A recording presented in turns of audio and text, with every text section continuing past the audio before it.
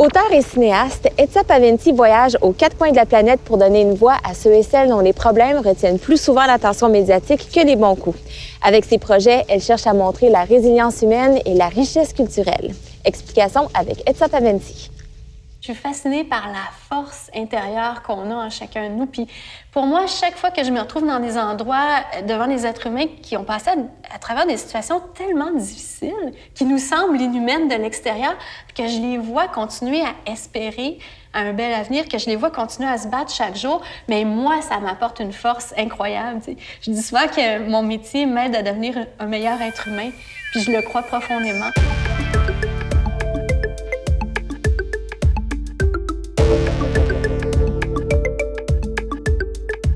On te connaît comme réalisatrice et scénariste, mais on a découvert en septembre dernier que tu es aussi auteure avec le lancement de ton premier roman, Les souliers de Mandela. Moi aussi, je l'ai découvert. Qu'est-ce qui t'a poussé à troquer la caméra contre une plume?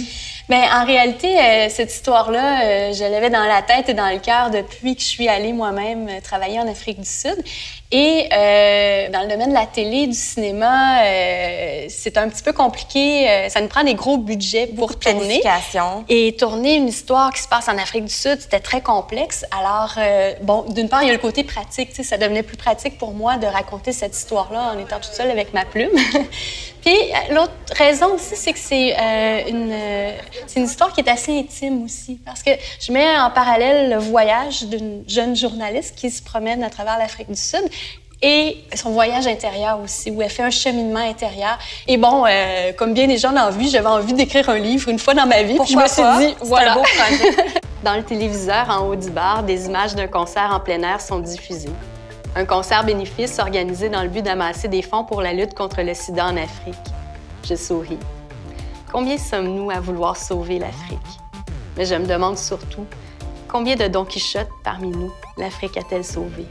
C'est sûr que ça implique où je me retrouve dans des situations pas toujours faciles. Entre autres, lorsque je suis allée tourner au Darfour, dans les camps de réfugiés, on était quand même en danger physiquement. On avait constamment un agent de l'ONU de sécurité à côté de nous pour nous dire...